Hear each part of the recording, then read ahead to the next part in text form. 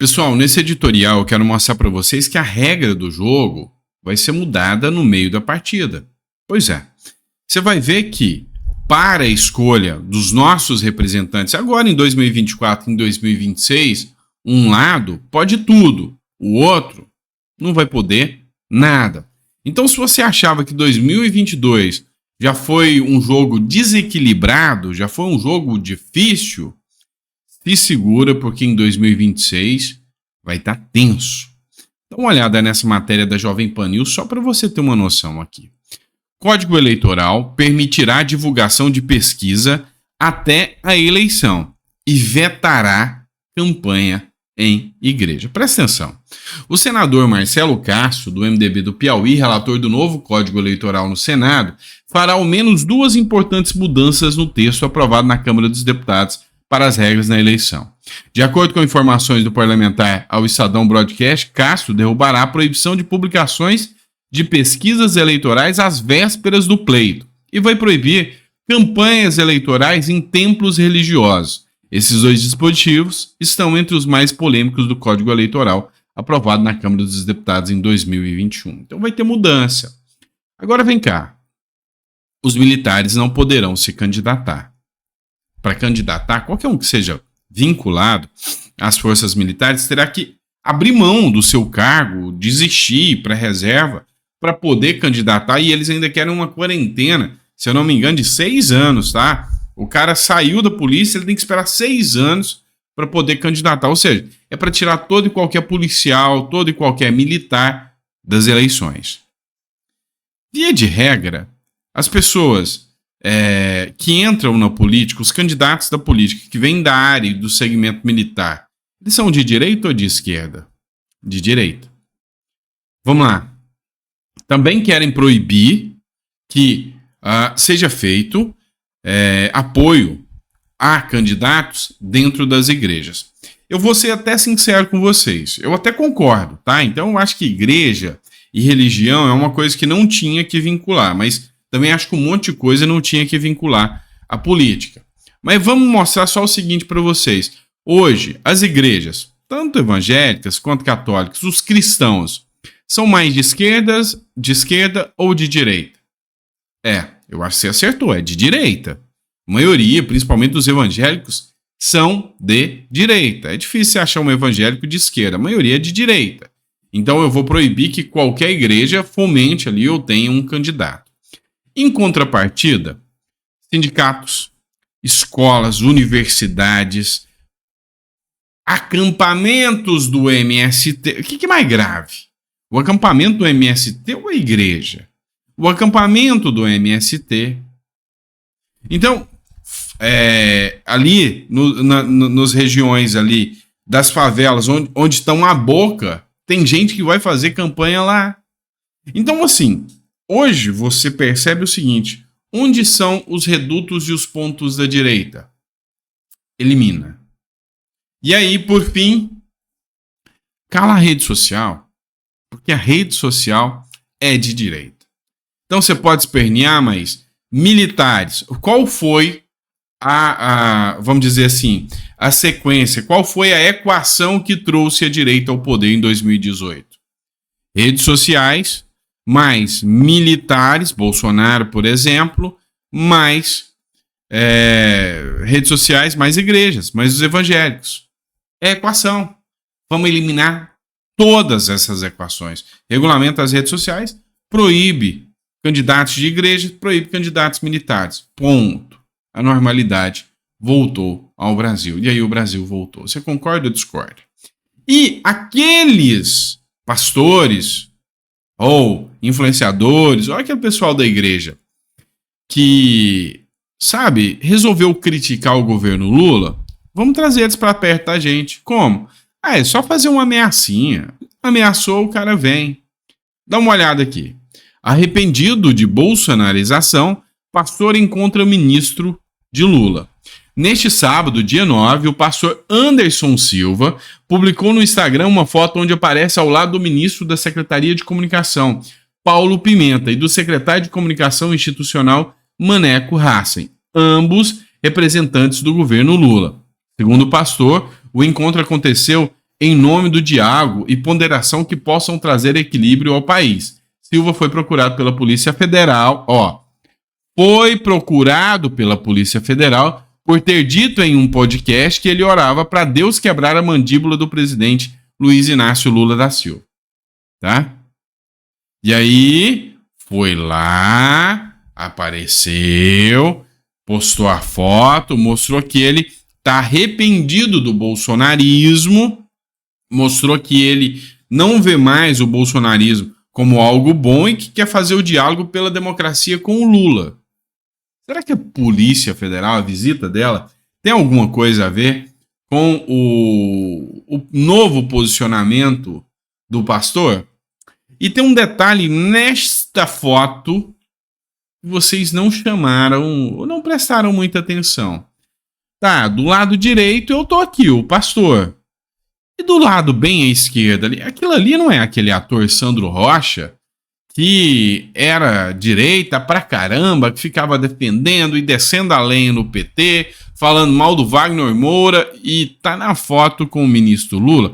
É ele ou é alguém parecido? Tira a dúvida aí pra mim. Você lembra daquele ator? É ele ou alguém parecido? Porque ele dizia anti-PT. Eu acho que, sabe, ser anti-PT tornou-se crime. E aí tem que se alinhar com o PT para não poder receber uma visitinha da Polícia Federal. É a mais pura democracia do Brasil. O que vocês acham sobre isso, tá? E olha só, nem culpo e nem vou fazer juízo de valor em relação ao pastor, não. Sabe-se lá o que esse cara ouviu, o tipo de coisa que falaram para ele. O cara tem família, tem filho, tem mulher. Então, eu nem vou fazer juízo de valor e falar que o cara se vendeu. Não. O sistema é bruto, meu irmão. O sistema é. Você sabe. Então, assim, é difícil, né? É difícil. Vamos lá, pessoal, A Dama do Brasil embelezando a Bahia. Essa publicação aqui foi feita em um grupo de um apoiador da Michelle Bolsonaro e do Bolsonaro, Jonathan Bauru, e mostra, cara, a força que a Michelle Bolsonaro vem ganhando dentro da política. Uma pessoa que, até pouco tempo atrás, ela não apresentava essa veia política. O próprio Bolsonaro falava isso, não tinha essa veia política, essa apresentação política contundente. E olha só, o pessoal, sabe, ali foi pela Michelle Bolsonaro, e o pessoal vai e sabe, aquela popularidade que o Bolsonaro tem, vem passando para Michelle Bolsonaro.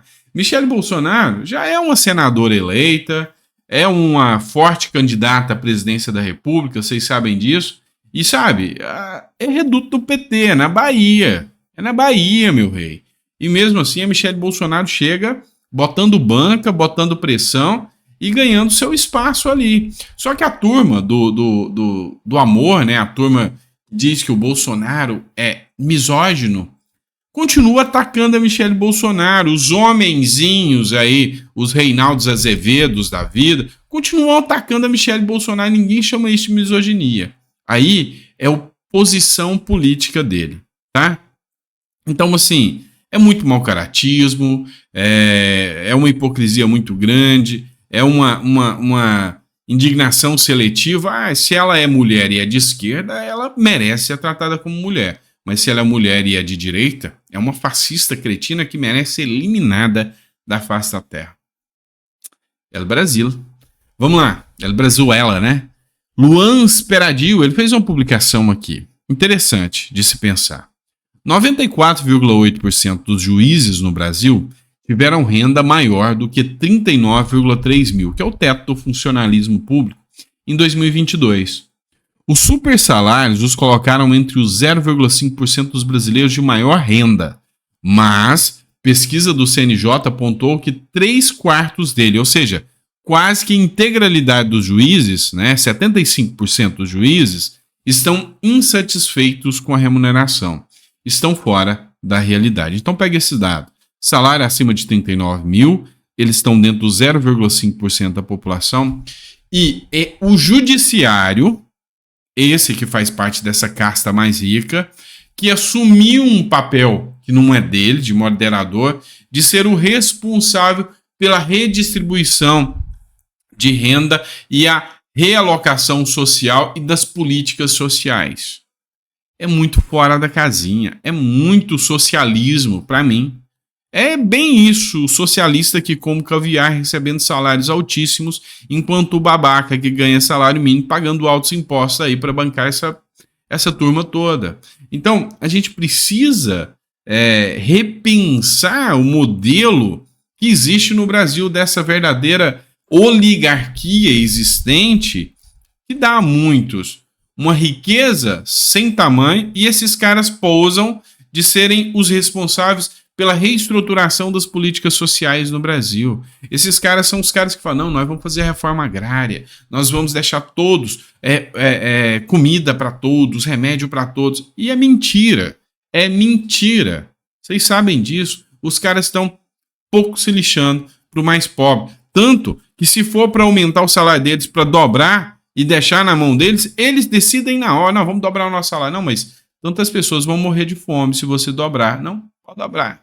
É assim, todo mundo conhece essa claque aí, então não vem com chorumelas, não, que a gente sabe que tem muita gente assim dentro do judiciário também. Tem gente boa, muita gente boa, mas é assim que funciona. E aí, pessoal, até a turma passapanista, né, porque tem os lavajatistas, bolsonaristas, os lulistas e os passapanistas. Estão caindo na real. Eliana Cantanhede era uma que, sabe, se falasse mal do Lula, era caçar briga com ela, né? Mas olha o que ela tá falando agora. Virou a casaca. Lula fala e interfere onde não deve, cala sobre o que deve e despenca nas pesquisas. Bem feito. Bem feito. Vamos lá. O presidente Lula parece ou finge não ver, mas as coisas estão desandando e as pesquisas apontam para a desaprovação maior do que a aprovação já nas próximas rodadas. Com a queda de popularidade nos diferentes segmentos, fazer meia-culpa não é e nunca foi seu forte. Mas cadê o decantado faro político e as perspicácias e o carisma de Lula? Está sempre sério, mal-humorado, com declarações recheadas de erros, não só de comunicação, mas de informação e compreensão do mundo. O que Lula e o Brasil ganham com a teimosia em negar o óbvio, que Nicolás Maduro é ditador. A Venezuela está em frangalhos e os venezuelanos vivem o pior dos mundos. A líder oposicionista Maria Corina, impedida de disputar as eleições de julho por instituições viciadas, cobrou duramente a posição dele. Lula deu ombros, abre aspas, eu não fiquei chorando quando não pude concorrer. E depois de relativizar os conceitos de democracia, agora avalia a lisura das eleições convocadas por Maduro, sem que saiba com base em que estamos bem. Jair Bolsonaro, presidente golpista, aí vem as críticas, né? Reclamava de quem reagia à Covid-19, com mimimi ou com maricas. E Lula, o presidente democrata, manda a perseguida pela ditadura parar de chorar e calar a boca sobre Alexei Navalny, morto pelo autocrata russo Vladimir Putin, sobre indignação e raiva de literalmente todo mundo. Também não se ouviu uma palavra de Lula sobre a dengue, por exemplo, nem que fosse para explicar que não há produção suficiente de vacinas e estimular medidas básicas de prevenção. Tudo ficou nas costas da ministra Nízia Trindade. Mas epidemia não é problema exclusivo de saúde, mas do país. O líder precisa mostrar presença. Ele tá mostrando, gente, que sacanagem com Lula. Ele tá mostrando presença lá em Cuba, lá em Nicarágua, tá mostrando presença lá no Haiti, lá nos países lá também da África. O Lula tá mostrando presença em qualquer lugar, menos aqui no Brasil. E assim, demorou, né? Demorou mais de um ano pra ficha cair. Mas assim, quando o texto é coerente, eu tenho que falar, é coerente. A Eliane Cantanhede tá certo. Tá certa. Acertou. E quanto à dengue, Agência Brasil, dengue faz 3 estados e Distrito Federal decretarem situação de emergência. Genocida? Quem fez a publicação foi o Marcelo Álvaro, que é deputado. O Brasil registrou nesse ano mais de 1.950 casos de dengue por dia. Em 70 dias, o número de óbitos chegou a 379. O desgoverno, que tanto se gabou de sua luta vacinal, segue com falta de vacina em todo o país. Mas por quê? Incompetência. Apenas 2 de cada 10 vacinas contra a dengue entregues pelo SUS foram aplicadas no Brasil. Não há nenhuma manifestação do governo sobre isso, não há publicidade. Ele gasta 200 milhões em redes sociais, ele gasta pra caramba para melhorar sua popularidade, inclusive contratando empresas para dar pesquisas favoráveis a ele, mas para falar pro povo, ó, vai vacinar que já tem vacina. E na verdade nem tem vacina o suficiente. De um total de 1,2 milhão de doses, gente, 1,2 milhão de doses. Nossa, é coisa pra caramba! 220 milhões de brasileiros. Deu para entender a diferença? 220 milhões de brasileiros. 1,2 milhão de doses distribuídas. Só 2 de cada 10 foram aplicadas. Porque o povo nem sabe onde tem vacina. É incompetência desse governo. Incompetência. E o pior, distribuíram essas vacinas já na cara do vencimento. De um total de 1,2 milhões de doses distribuído pelo governo federal para os 521 municípios, só esses 521 municípios que têm a vacina, tá? Então, vamos deixar bem claro, não distribuiu vacina para ninguém. Apenas 250 mil vacinas contra a dengue foram aplicadas até o momento, segundo dados apresentados nesta sexta-feira pelo diretor do Departamento do Programa Nacional de Imunização do Ministério da Saúde. Gatti destacou que, em um primeiro momento, a pasta distribuiu um quantitativo de doses para crianças de 10 e 11 anos. Diante dos relatos de baixa procura pela imunização e de doses com data de validade próxima, o Ministério optou por ampliar a faixa etária e receber a vacina, passando a chamar também os adolescentes de 12 a 14 anos. Vai perder tudo. Já não tem competência para produzir as vacinas, para fazer uma campanha. Mas não era esse o governo que falava mal do Bolsonaro? E a turma aí que falava mal do Bolsonaro? Cadê, hein? Não era o Bolsonaro que, meu Deus, o Pazuello não sabe nada, é um incompetente. Mas peraí, vocês têm moral pra falar? Sério? Vocês têm moral pra falar? É um absurdo o que tá acontecendo. Então, assim, a gente tá vendo os hospitais. Ontem eu tava conversando com o pessoal do hospital. Ontem eu acabei precisando ir no hospital, tá? Me deu um pico de pressão aqui, eu acabei indo pro hospital. Gente, é gente chegando com dengue o tempo inteiro. As máscaras voltaram porque tá voltando a Covid. Sabe? E assim, tá entrando num colapso de saúde de novo. O hospital tava lotado.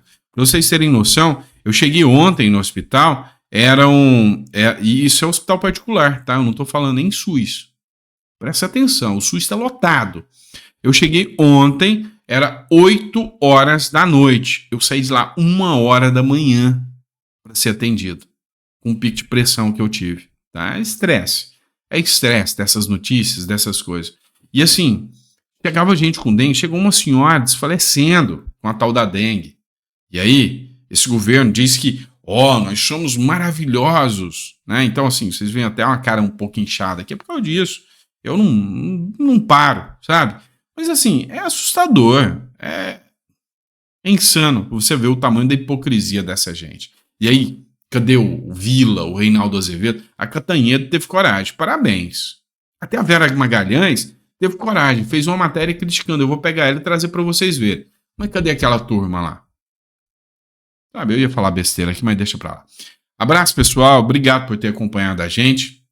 Que Deus te dê uma mesa farta, repleta de bênçãos para você, para sua família. E é sempre um prazer, mas sempre um prazer estar aqui com vocês. Fechou? Abraço. E daqui a pouquinho a gente tá de volta, tá bom? Até às 4 horas da tarde.